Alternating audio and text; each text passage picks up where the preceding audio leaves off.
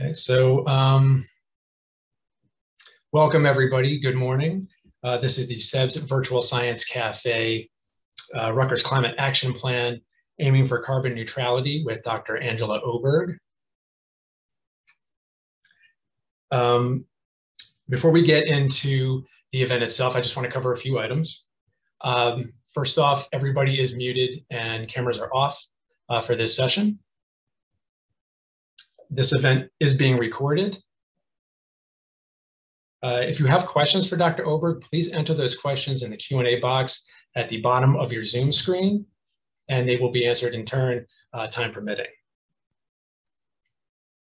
After the event, there will be a follow-up email, including the link to the video and also contact information for Dr. Oberg, should you have any further questions for her based on her presentation.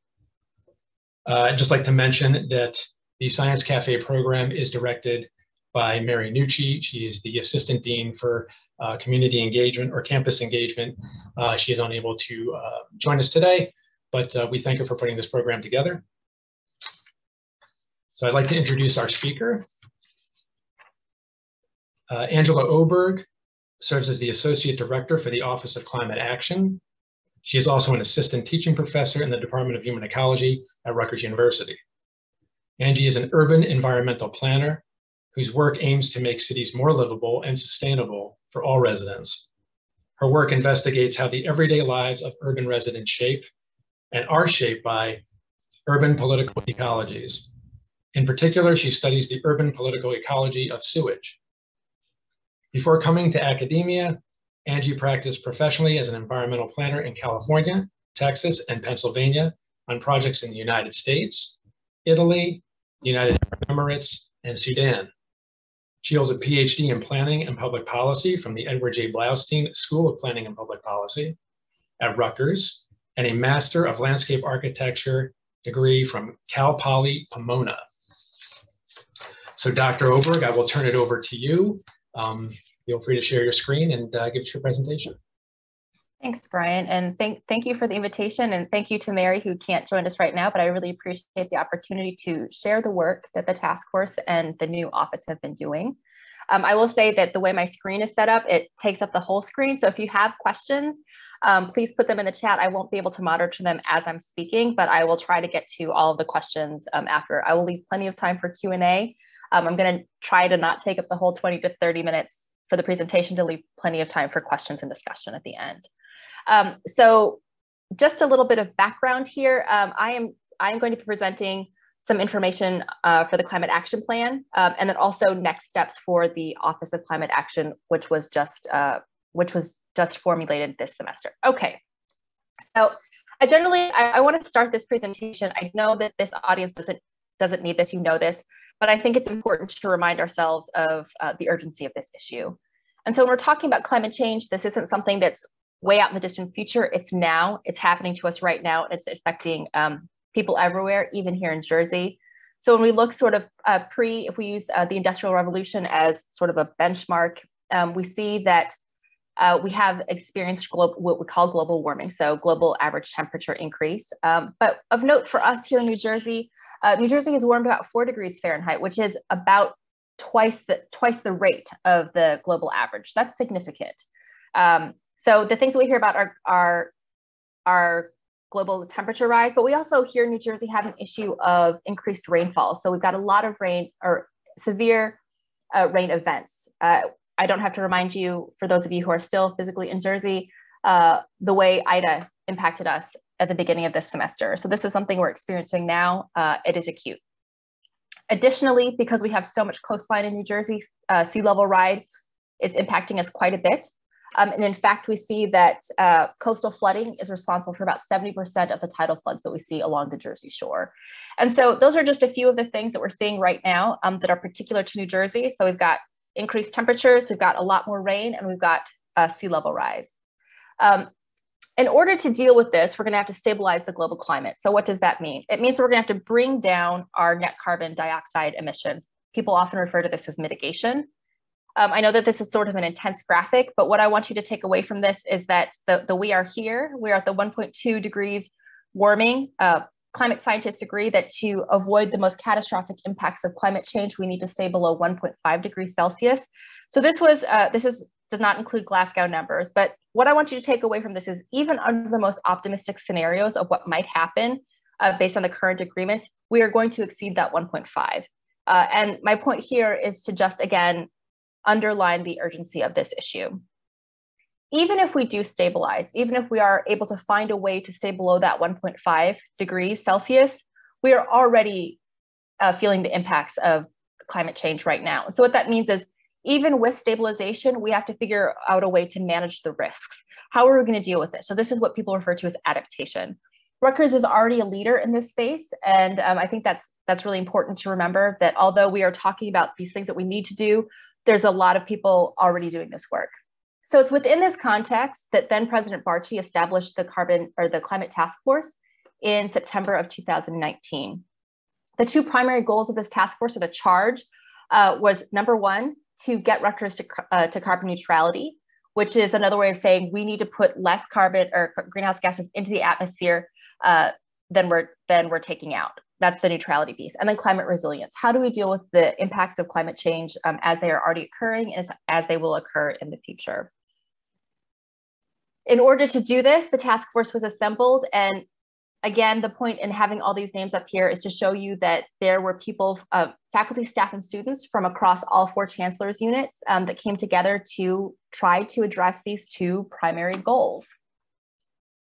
And we did this by first assembling 8 sectoral working groups. So knowing that this was a really big bite to take as one piece, we divide into sectoral groups. So this is everything from energy and buildings to food and water systems to the governance and finance. So how are we going to actually implement this and how are we going to pay for it? When you take into account all those working groups, it was over 120 contributors from across Rutgers, again, faculty, staff, and students from all 4 chancellors' units. The task force was advised by a group of students, 13 students from across all 4 chancellors' units. And the student advisory panel really just played a role to be separate from the task force, but could bring that student perspective into each of the different steps. So here's our timeline. We were established in the September of 2019. There were a series of reports and we delivered the final climate action plan to President Holloway this summer. The key points that I want to point out are, one, that we had 3 university-wide town halls that were hugely successful. Thank you to all of the people who attended and participated in those. But the other thing, 2 things I want to point out is, one, as you can see from the timeline, that this straddled COVID. So we started this pre-COVID, and as COVID was unraveling, sort of figuring out what that was, we had asked ourselves, should we put this on hold? Everyone had a lot of things going on in their lives, and there was this question of, should we put this on hold? We ultimately decided to try to stay on track because the climate crisis is concurrent with COVID, and it was still going to be there when COVID was resolved or is being resolved. The other piece is we are straddling 2 presidential administrations. So President Holloway this was started by President Barchi, and President Holloway picked up the torch. So the big point that I want you to take away from this is something that has weathered a global pandemic. It is across 2 administrations, 2 presidential administrations. And this is something that faculty and staff from across all 4 chancellors' units have participated in. So this really is the whole university coming together in service of these 2 goals. All right, so what did we figure out? The first thing that we knew we had to do is figure out where are we right now. And when we're trying to achieve that first goal of carbon neutrality, we had to figure out how much are we putting to the atmosphere? How many greenhouse gases are we emitting right now? So this is from fiscal year 2019. We chose that year because it's the closest year, the nearest year that was unaffected by the pandemic. Now, the pandemic has a lot of lessons to teach us. There's quite a bit that we can learn from the way the university operated under those conditions. But to get a fair baseline, we really needed to look pre-pandemic. So that's why we chose fiscal year 2019. What we found is that Rutgers contributes approximately 470,000 tons of greenhouse gases into the atmosphere. For a little bit of comparison or reference, that's about 1 ton for every 200 that New Jersey emits, so about 0.5%. Another way to look at that, I know that these numbers can be a little bit abstract. Another way to look at that is using the social cost of carbon. So using current government estimates for the social cost of carbon, Rutgers contributes about $24 million of damage to global society each year. So a significant amount. The other piece that I want to show you really to look through this is where our emissions are coming from. In order to do that, I want to talk about scope. Let me see if I can advance. There we go. So the technical jargon is we talk about scopes, scopes 1, 2, and 3. Another way to think about this is where they're coming from. So scope 1 is direct emissions. Think about this as any combustion that's happening on campus. So any activities that are happening on our campus. These are things like on-campus heating, both from other sources and from cogeneration. This is also where the Rutgers buses come in. I know that people are very interested in the Rutgers buses. We heard a lot about that during the town halls. I will note that although we are planning to electrify them, they do contribute only 1% to the university's overall emissions. So although very visible, they're not a huge contributor in terms of numbers. Scope 2 is grid emissions. So this is energy that we purchase from off campus for energy. And that's scope 3. So those two together, you can see are the lion's share. Scope 1 and scope 2 are the lion's share of Rutgers emissions. Now the scope 3 emissions they're wily. These are the ones that are a little bit harder to get your hands around. These are emissions that come from things like commuting, business travel, so traveling to conferences, also things like athletic traveling, and food. So emissions that come from our food supply chain fit into these scope 3. So the point that I really want to make looking at these scopes is that when we're talking about how do we get to neutrality, how do we get to net zero, scope 1 and scope 2 could really, Rutgers has a lot of control over that. We have a lot of control over how that happens. Scope 3 is more external. Another point that I want to make, and I want to be really clear that this is not what we're advocating for. We are not advocating for this, but this is what could happen. We could, with a small group of people at Rutgers, eliminate our scope 2 and scope 1 and scope 2. So a small group of people in facilities and maybe in the Office of Climate Action could eliminate these. Again, not what we're advocating for. There are many benefits for making this very transparent and having as many people involved as possible, but it could possibly be done, and other universities have done it that way. When we're looking at scope 3, we cannot do this with a small number of people at Rutgers. Every single person here has to contribute to those solutions because of what they are. If you think about, because they're so distributed, the decision-making is so distributed. When we talk about how are you going to get to work? How are you going to get to class? How are you going to get to school? Those are decisions that lots and lots of people are making many, many times. And so when we're talking about scope 3, that last 23%, what are the food choices you're going to make? Those are things that we really need all hands on deck. So those are some takeaways that I want to get from the way thinking about these through scope. But again, even though we could do this with a very small number of people for scope 1 and scope 2, we're looking to involve everyone. Okay, so that's from the mitigation perspective. Where are we right now? That's our baseline. When we're looking at the adaptation piece, this is a little bit trickier because adaptation is not an end goal. With neutrality, there's a point when we can sort of check that off. We've reached neutrality. But when we're talking about adaptation or increasing resilience, that's an ongoing process. And so the way to look at this one way to look at this is through exposure to risks. So the group that was looking at this, our climate preparedness group, they were looking at risks by sector. And so you will see that the different sectors that are laid out here, they are all impacted by different climate hazards, so different hazards. And Rutgers is exposed to multiple climate risks simultaneously across multiple sectors. So what that does is it makes our risk profile really complex. And a lot of this was seen through COVID.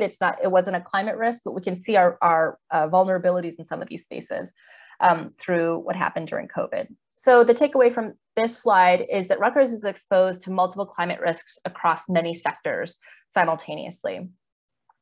Additionally, when we're looking at resilience and how to adapt to a changing climate, we see that not all people are experiencing the same start point, and they don't have the same resources in the face of a shock or in the face of an event. And so just looking at one group of the subpopulation, so for example, looking at students, we see that some students have enhanced vulnerability because of their circumstances. So just for an example, for some of these, we have students that are experiencing housing insecurity. We have students that are experiencing food insecurity. Students that commute have different vulnerabilities. When we see international students, for example, they have a very specific set of vulnerabilities. And so this is acknowledging and bringing to the fore the fact that when we're talking about adaptation and resilience, the different types of people or different people that are experiencing different things, this is not a one-size-fits-all solution. Okay, so those are our baselines. And so based on those baselines to these two big goals, carbon neutrality and increased resilience, what is our overarching goal? What are we trying to achieve? And the task force, their overarching goal is to mobilize Rutgers' academic, operational, and economic capacities to advance just, equitable climate solutions and to help achieve national net zero greenhouse gas emissions no later than 2050. So that's a lot of words. It's very there's a lot of words. What I want to highlight there are two really big things I want to highlight. One is this first part about mobilizing Rutgers' operational, academic, and economic capacities. That means every aspect of Rutgers has to come together to do this in order for us to be successful. And the other piece that I want to highlight is this idea of helping the nation achieve its goal of net zero greenhouse gas emissions to 2050. And that is Rutgers is part of a larger system, part of a larger puzzle. And that although we could bring our 470,000 tons to zero, it's a drop in the bucket when you're looking at the national and even looking at the global situation. And so our impact is going to be more than just our reduction of carbon. It's how we're going to do it and the additional things, the multipliers that we produce in this process. So those are the two big pieces I want you to take away from this goal. Okay, so what were the goals? This is the juicy part. This is the part that everyone's waiting for. So what are the goals? What are the targets? So the climate goals are, this is the one that everyone's waiting for, to achieve carbon neutrality by 2040 and to become carbon negative by 2041. And so I think everybody understands neutrality. It means that we're going to be taking we're going to have zero. So any carbon that we emit is going to be offset by something carbon that we're taking out. I will highlight that unlike some of our peers, we were really interested in reducing our carbon, not through offsets, but by changes in practices. And so offsets are a strategy of last resort, particularly for those scope 3 emissions I was talking about at the very beginning, those indirect emissions that are really driven by things like supply chain and availability of infrastructure, for example, for electric vehicles. But carbon negative, what does that mean? That means we're actually taking more carbon out of the atmosphere, or more greenhouse gases out of the atmosphere than we're putting in. And so even though I talked about neutrality as being a thing that we could check off, that's not the way that we're approaching this. We're approaching this as being, okay, we're going to check it off, but we're going to keep going. And so it is an ongoing goal to increase that gap. So we want to be increasingly taking more carbon out of the atmosphere than we're contributing. The second goal is to establish comprehensive plans for just and equitable climate adaptation. That's that second goal. This is the second goal of saying, how do we react or how do we adapt to the impacts that climate change that we're already feeling and that we will feel in the future. But again, highlighting those pieces about risk and vulnerability, that these plans have to be just and equitable, meaning that we're understanding the differentiated vulnerability of different populations. And so the last two really come together as a piece, this idea of building a culture of sustainability. These are goals 3 and 4. And this really gets to what I was talking about, where in order to really get to neutrality and to have a just and equitable adaptation, we need everybody. And the only way that we're really going to do that is to build a culture of sustainability. That means we're integrating sustainable thinking and climate action into every aspect of the Rutgers community. That means to the operational pieces, which I think are really obvious to a lot of folks, but also the academic pieces, and then also student life, also to how staff operates when they're on campus. So this is every aspect of Rutgers has to come together to build this. But again, when we're talking about those scope 3 emissions, it can't just be inside the borders of Rutgers. We have to go beyond Rutgers. And this gets to part 4, where we're really saying, okay, we have to build a culture of sustainability at Rutgers, but then we also have to bring that beyond our boundaries. And people will take this with us. Students will take this with them when they graduate, and faculty and staff will take it with them when they leave campus. And so this is looking for ways to collaborate with our host communities, and also to build a global model. How will universities take on this mandate to be good climate stewards in the places where they exist? All right, so I want to break this down a little bit more. Those are really big goals, and I know that this goal 1, people have lots of questions about them, so I'm going to hopefully preemptively answer some of those questions. What are the pieces that we're looking at? So we're talking about neutrality by 2040. To get there, we're talking about a reduction in direct emissions from fossil fuel consumption by 20% by 2030. So by the next decade, by 2030, we'll be at 20% of the direct emissions. We're looking to eliminate So that's the scope 1, eliminate emissions associated with electricity purchase off the grid by 2030. So that means that those scope 2, we're trying to get scope 2 to 0 by 2030. Reduce indirect emissions associated with commuting, travel, and the supply chain by 30% by 2030. So those scope 3 emissions, we're looking to reduce those by 30% by 2030 again. And so those are the highlights for that sort of first piece about neutrality that I think a lot of people are asking for. In addition to that, we are going to expand carbon sequestration by all sorts of things. Afforestation is a really big piece that we're looking at, but also what are the building materials that we're looking at? Are there ways that we can have peer verified Rutgers managed off-campus projects? So is there a way that Rutgers could be managing a project that is not on our lands that would be taking carbon out of the atmosphere? And then again, as I had said, we're looking at third-party offsets as a strategy of last resort. So in those cases where we're trying to reach that goal by 2040, but there's some scope 3 that just can't get there, that's when we'll start looking at offsets. And I think this last one is really important, using Rutgers' economic and institutional capacities to advocate for addressing these changes that underlie indirect emissions. And this is this idea of looking beyond the boundaries of Rutgers. What can Rutgers do as an advocate for these ideas and these policies outside of Rutgers? Okay. This is a graphic. I'm putting this up here to let you know that it is in the plan. My last call to everyone is going to be to read the plan. And this is showing how are we going to get there, the step down between from today to 2030 and then to 2040. So go look at this. I'm going to leave this in here if you want to look at the slides. I'm not going to talk through it because I just talked through the text of that. And again, so how are we going to get to that goal 2? How are we going to get to just equitable adaptation? One is to work with each chancellor's unit to come up with these plans, understanding that each chancellor's unit operates differently. And they know best what's going to serve them in the best way. And so working with chancellor's units to do this. And then also broad stakeholder engagement to look at the way different groups are differently exposed and differently vulnerable. And then looking at the way that these two things can come together. I've been talking about adaptation and mitigation as separate things, but they have relationships. So looking at the ways that these things can be supportive of one another. Is there a mitigation project that could support adaptation and vice versa? All right, and then finally, this building a culture of sustainability, which is the part that I think is the most difficult, but potentially the most important. It is always, cultural changes are always difficult, but when they happen, they are long lasting and they have a huge impact. So the first thing that we're talking about is creating a system of distributed leadership for implementation of the climate action plan. What does that mean? That means that the Climate Action Office is not doing everything. It will not be everything will not be centrally located. We are distributing decision-making centers throughout the university so that people who are the closest to the solutions where they'll be implemented, they know best how those are going to fit into the way the university operates. And so it doesn't make sense for a central unit to be making all those decisions. The central unit is there to assist and to facilitate and to coordinate, but the people out there on the ground know best how that's going to be done. And so this system of distributed leadership is really important. We're calling these climate action working groups, and they will be throughout the university. And that's one of the key things that we're doing right now this semester is trying to set these up. Amplify, connect, and expand with existing academic efforts. So we know that Rutgers is doing a ton of stuff in these spaces. And so how can we amplify those? So how can we let people know more about them, give them some more support, and then connect these things? If perhaps one group is doing something in one space and another group could be supported or connected by them, but they don't know that they exist or they don't have the capacity to connect, that's a role that we see the office playing.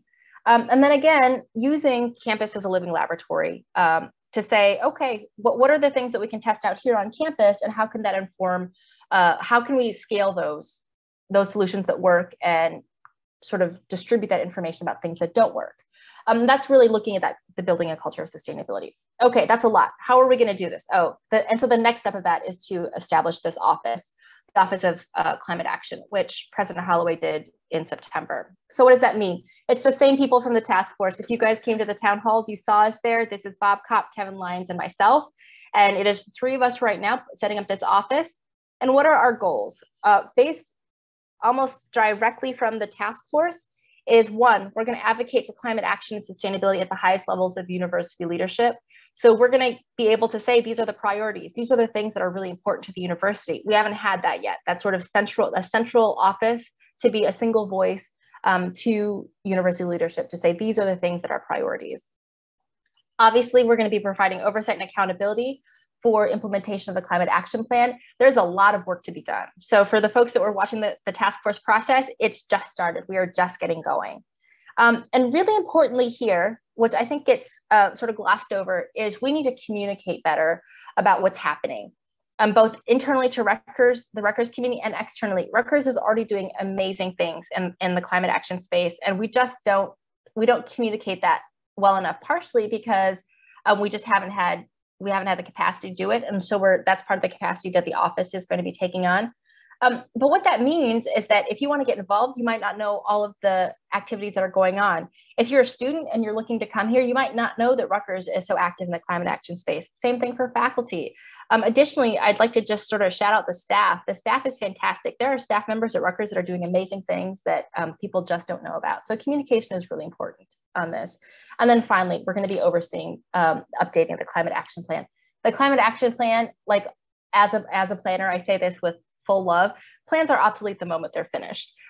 The context is constantly changing, so we will need to periodically update the climate action plan to reflect updates in the current conditions.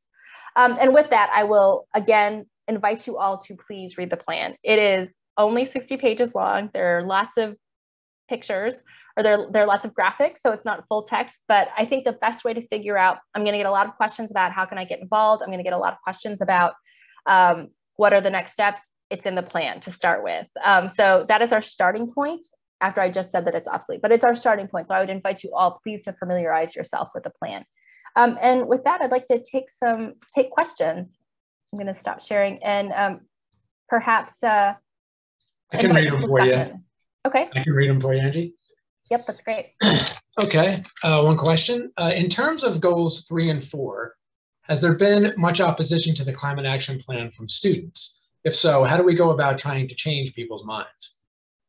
So that's a good question. And so goals 3 and 4 are the ones that are referring to building a culture of sustainability. You're talking about the climate action goals, I'm thinking. If I'm wrong, please just jump in and let me know. And we haven't heard, we've actually had quite a bit of support from students. And in fact, I think I'm just going to credit really quickly here our student advisory panel, who worked really hard on this. We engaged students through every step of the process.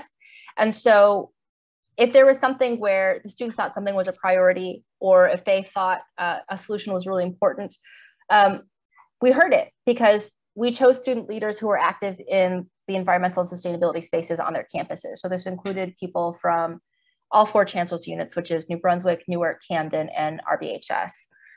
And so we've had quite a bit of support from students. Now, so I guess I don't want to categorize it in terms of like students where we're getting pushback from one group or the other. Now, there are individuals in all of the categories, faculty, staff, and students, who we have had some pushback from. And I will say that I don't think we're going to win this battle by quote unquote changing people's minds. I think that I think it's really a discussion. I think it's a discussion for us to have about what the correct solutions are, and incentivizing people the right way. So for example, if we're talking about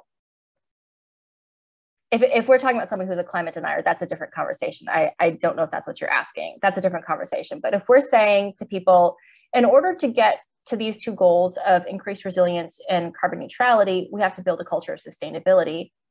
That's a conversation about how do we get to neutrality, and getting to the point where we're saying, well, we have to ask people to make different choices every day while they're on campus, before they get to campus, how they're going to get to campus. Those are really cultural shifts that happen across. This is not just asking the individual to act differently. I think we put a lot of burden on the individual. This is also asking the university systems to adapt to make those choices easier for individuals. So what does that mean? Let's say you want to have an EV. Let's say you want to have an electric vehicle, but there's no place to charge it. The university needs to support that by putting in more chargers in convenient places. That's just a really small example. Let's say you're on campus and you're really trying to increase the amount of plant-based foods that you eat. If the university doesn't offer it, then you're making it really difficult. So it's a symbiosis between the systems at the university and individual choice. And so That's what I mean by culture. We have to make it easier for people to make climate-friendly decisions. And I think as we make it harder, when we ask people to do things that are hard, then you get a lot of pushback. When you make things easy, then there's an incentive. The incentive is that it's the easy choice. If the easy choice is to do the thing that's climate-friendly, it's kind of a no-brainer. I hope that was a very long answer to your question. I hope that answered it. Okay. Another question. Indirect emissions associated with commuting and travel can be cut almost instantly if we keep most employees working from home and switch some classes to Zoom. It will also save on-campus heating if done correctly. Why are we waiting until 2030 to do that? So this is a conversation, and if you look at the plan, one of our goals is to increase telecommuting. You're absolutely right. However, I do think that when we're looking at the Rutgers community as a community of humans, there are some real benefits from meeting in person for lots of reasons. There are lots of learning objectives that cannot happen via Zoom. As a landscape architect, I know that the folks who were trying to do studios, for example, remotely, it's very, very difficult, and the learning objectives suffer when you can't do that. There is benefit to being in the same physical space as somebody. And so I don't want to discount that. Also, from a mental health perspective, COVID sort of unleashed a mental health crisis that has been sort of simmering in the background. And we need to acknowledge that. We need to acknowledge that for people to have good mental health, to be healthy mentally and psychologically, sometimes they need to physically be in a space with another person. That being said, there are opportunities to commute, to telecommute. And so where that makes sense and where we can meet some of our other goals, then absolutely, we will absolutely do that. But that's not a decision that we can make as a climate action office for everybody. And again, this is respecting people's autonomy, respecting their needs, understanding that everybody functions differently. And that's where the distributed leadership comes into place, where a unit is going to have that discussion. Now, we can have discussions at the policy level for the university about how that will function or how people can expand their telecommuting, but those decisions need to be made at a local level. We can't be doing that at a university level. It would not be fair. It would be a little autocratic to just say everybody's at home all the time. And it would really deny the benefits that people get from in-person, both instruction and collaboration. But yes, absolutely, having the ability to expand telecommuting is one of our goals. Okay. Are there estimates of costs? How much and which resources have been identified? Yes. So we have so that eighth working group that I talked about, the governance and financing group, that was their goal. That was their charge. Their charge was figure out how, one, we're going to implement this from a governance perspective. So who at Rutgers is going to do what, and who will be accountable for what, and then how are we going to pay for it? This is always the question. Whenever there's a new initiative, and I like to say that we don't have the same financial reality as places like Princeton, which is just down the road. And so we need to figure out how are we going to pay for this. The good news is that many of these initiatives, particularly in the energy sector, they have a payback period of less than 10 years, and in some cases less than 7 years, which means that they will pay for themselves. The energy savings will pay for themselves within a decade. So it's really a question of financing, not of raising the money. So financing just means, what is our debt capacity? Can we loan the money to do this? So that has been looked at. And it also has to do with staging and timing. This area from a market perspective is growing so quickly that if we were to do something today, it might be 10 times more expensive than it is if we do it in 5 years. And so balancing the urgency of the drawdown of emissions versus how are we going to be able, knowing that we're a public university that gets our money from tuition and from tax dollars, how are we going to do this in a way where we can maximize the money that's invested? And I think that those are questions that are ongoing. And as we see, for example, there's quite a bit of money in the Build Back Better plan. There's quite a bit of money in the bipartisan infrastructure bill that just got signed. And so how can we maximize all of those things? How can we grab and squeeze every dime out of every initiative and figure out a way to make that work for Rutgers? But yes, through this process, we've been attentive to money and governance from the get-go. And as a social scientist, I will tell you that I understand that minus those attention, projects like this will not float. They will not go. Okay. Another question, I think along the same lines, is the idea that money will be the primary driving factor in actions that Rutgers takes. I don't know if you can speak to that in terms of implementing things that are climate friendly or climate harmful. Yeah, that's a good question. And I think I cannot speak for Rutgers. I cannot speak for the boards of governors and or trustees. I will say that the boards approved this. They have the plan, and over the summer at their meeting, they approved the plan. So they have seen this. This is not brand new. And I don't think decisions are ever made solely based on money. So the cynical sort of anti-capitalist view is that all the decisions are made based on money, and money is driving everything, and that's the only thing that matters. That might be the case in some situations. I have not gotten that. That has not been my experience so far in this process. And this is one of the great things about trying to do this in a university. We have space. We have a different mission. We have a mission that is not just a profit-driven mission.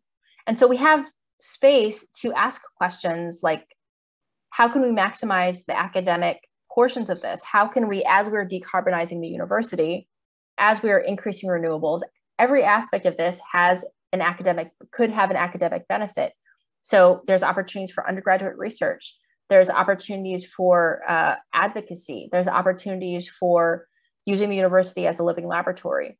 And we have the benefit of being able to do that as a university. And so how can we simultaneously maintain our goals in a timely way? And we have a financial responsibility to everyone at Rutgers to make sure that the books get balanced, right? Everyone wants to get a paycheck or have the lights turn on when they walk in a building. So there's a financial reality that we have to deal with.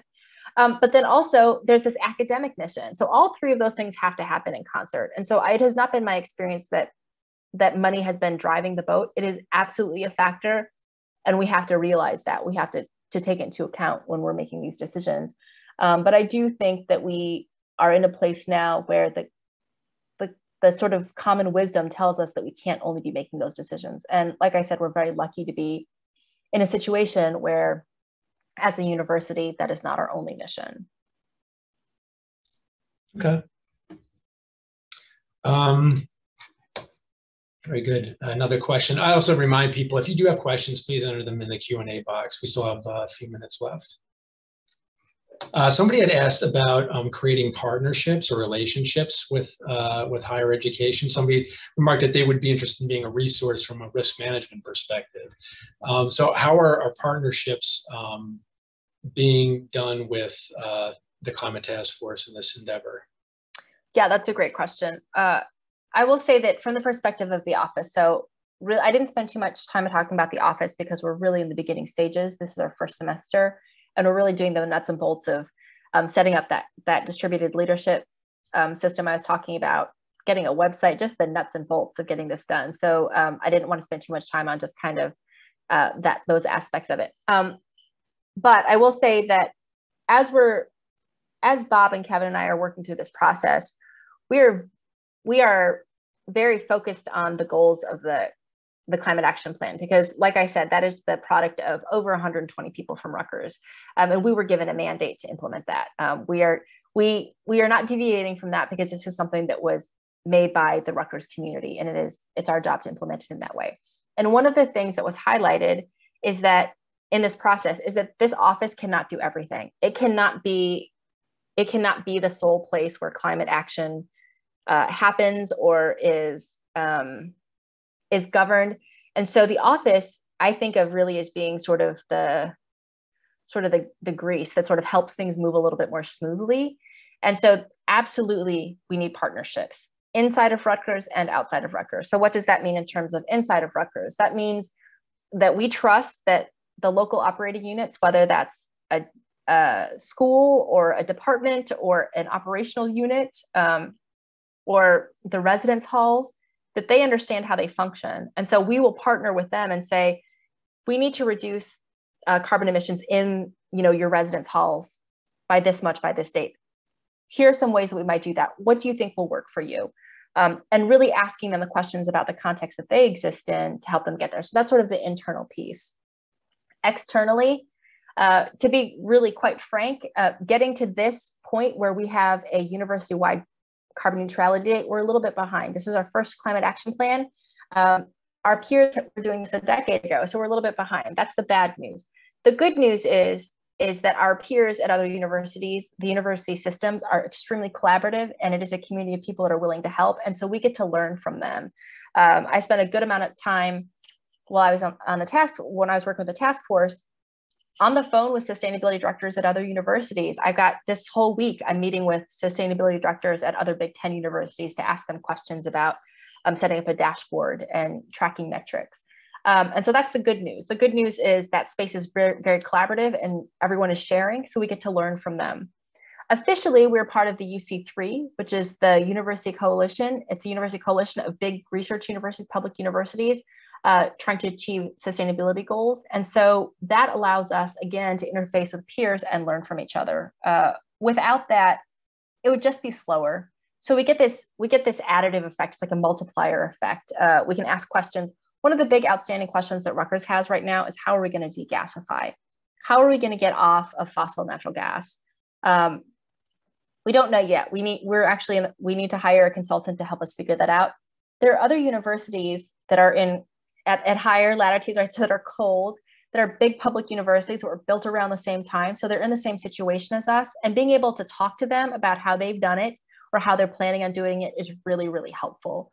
So those sorts of partnerships really, really matter. Now, more locally, when we're thinking about where we are in New Jersey, we absolutely have to partner with our host cities, for example. If New Brunswick is trying to get to carbon neutrality, or if they're trying to reach some mitigation goals, then we should be working together because we are physically near each other.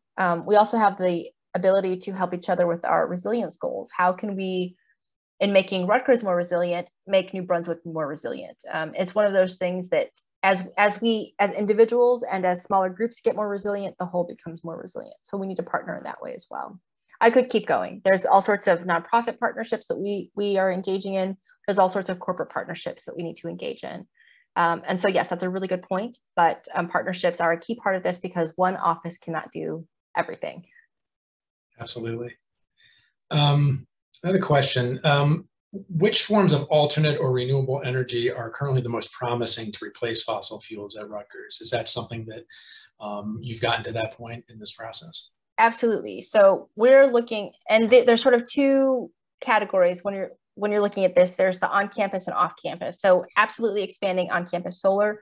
The solar that we have right now has been very successful. And so how do we expand on-campus solar? Because we're in New Jersey, we have the possibility of, so that's the scope one piece of trying to reduce the combustion online or on campus. But when we're looking at where we get our energy from or where we purchase our energy from, because we're in New Jersey, we have the possibility of purchasing both solar and wind. And so looking at what makes the most sense for Rutgers in terms of financial models, in terms of demand, what makes the most sense for Rutgers, taking all those things into account that we talked about before in terms of money and need. And again, there's academic value to be gotten from this. So let's say that you are an environmental engineer, you want to understand how this works, how an energy system interfaces with what we're doing. If we talk to the resilience folks and they say what we really need are microgrids, how does that get set up? How do we use purchased energy versus on-site energy to make that happen? So there are all these academic opportunities in addition to just the nuts and bolts of saying, okay, well, we need to purchase more wind, or we need to purchase more solar, or we need to expand on-campus solar. So there's the nuts and bolts of that. But then there's also, it's a laboratory. We can train people, we can learn from this process. And so that when we go through this process, all the things that we learn, that's going to go into someone's head. And, if it's a faculty member, then that can contribute to their understanding and their research. If it's a student, maybe they're going to go out into the world and do that professionally, or maybe they will go into research and it will add to their research knowledge. So that's a long way of saying, yes, we're focusing on wind and solar right now. There has been some talk of geothermal. I'm not sure what the capacity here is. And that's part of the study that we're going to need to do.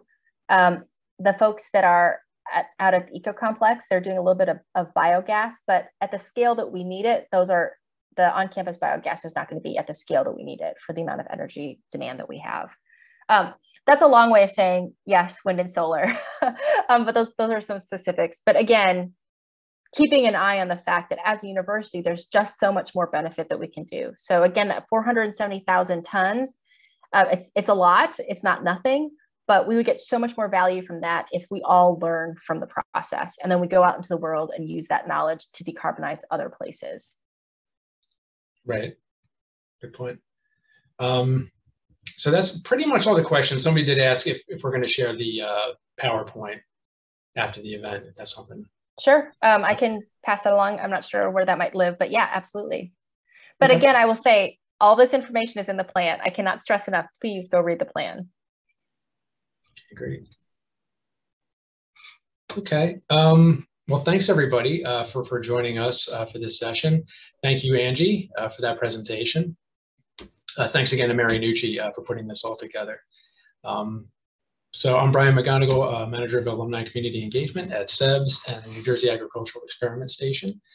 Thanks again for joining us. Like I said, we're going to do a follow-up email with everybody, and we'll include Angie's contact information and the video once it's ready. So thank you very much, and have a good rest of your day, and happy Thanksgiving. Thanks, everybody. Bye-bye.